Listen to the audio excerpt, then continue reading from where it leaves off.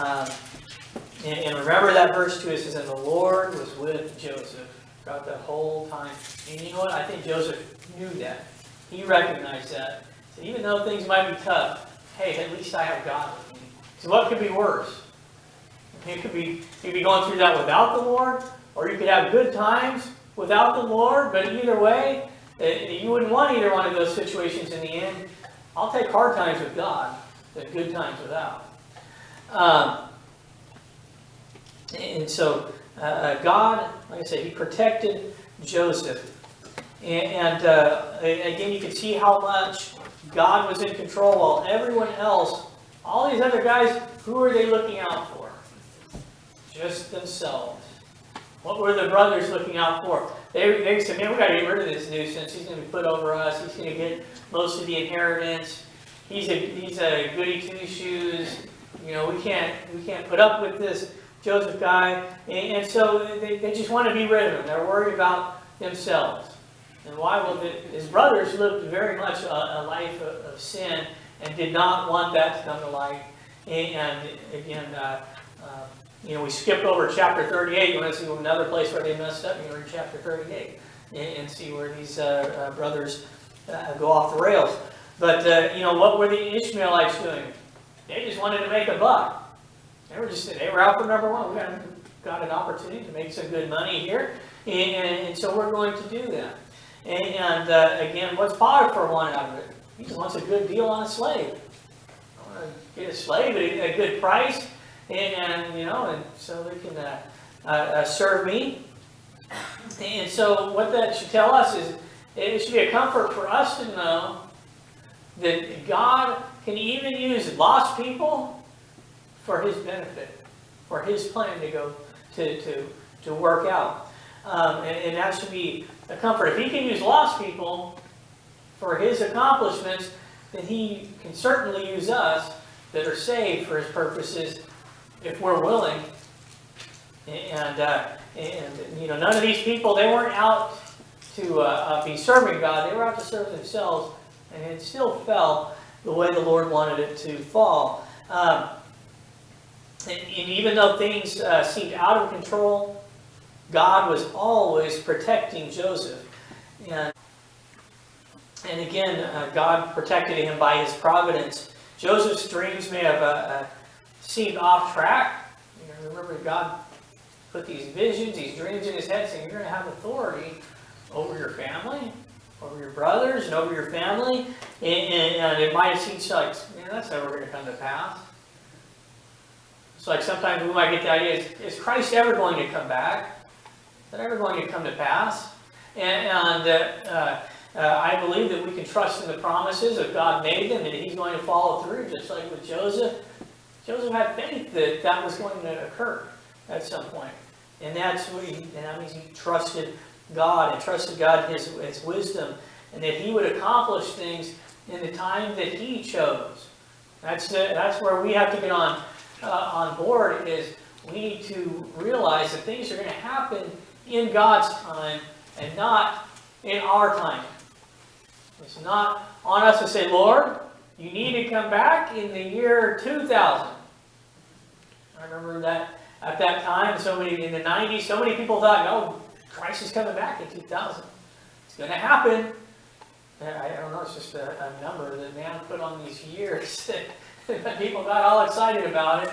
And still, even down the road, more people, would put faith in some number that man made up, rather than just trust God and His Word, saying, I'll come back.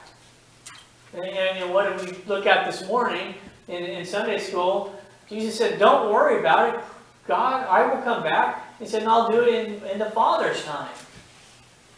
So He told in Acts chapter 1. And we need to keep that same kind of thought. Lord's coming back.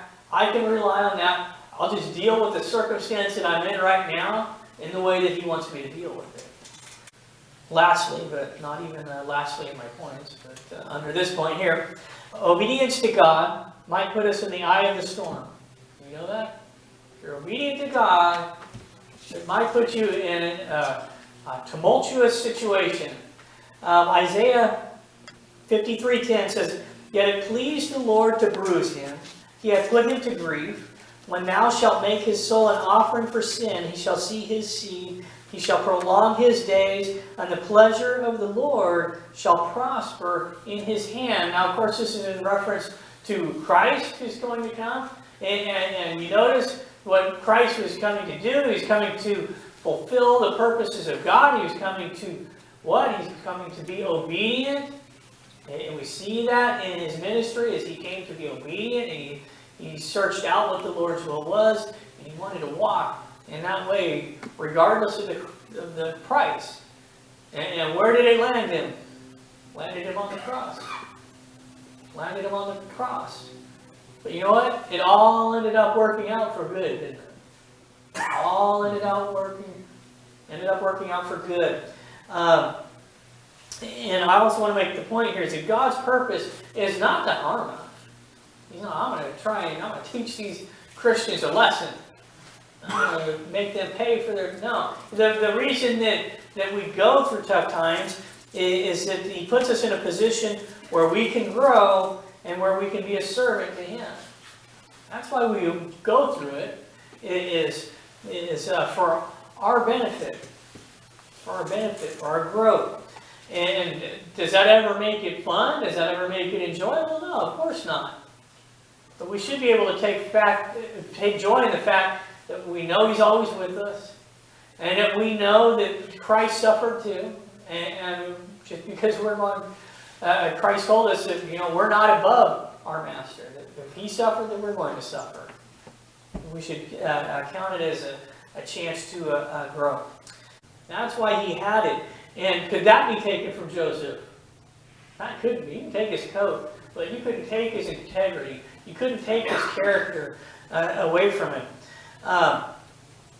What he did have was much more importance than the coat. And so that should symbolize us as well as Christians.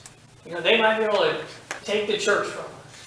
They might be able to take, whatever they want from us, but it shouldn't change how we react to the situation. We should always act with a high moral character. We should always act with integrity in whatever situation we find ourselves in, whether it's at church, whether we're at work, whether we're with our friends, wherever we're at, we should have the same sort of character that is overshadowing everything.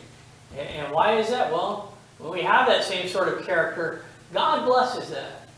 God will bless that. And we see he did that with Joseph here. And what does Potiphar see? He says, man, I see your God is with you. Your God is with you. He may not believe, he may not be a believer, but he knows there's something different about this guy. That there's something that really stands out.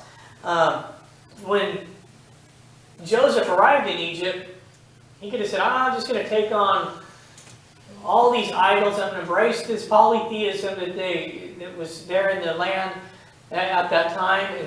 God hasn't done anything for me. Look where I'm at. I might as well embrace their gods. But he didn't. He didn't change who he was. He didn't change his character. He may have been bought by Potiphar, but he was owned by God.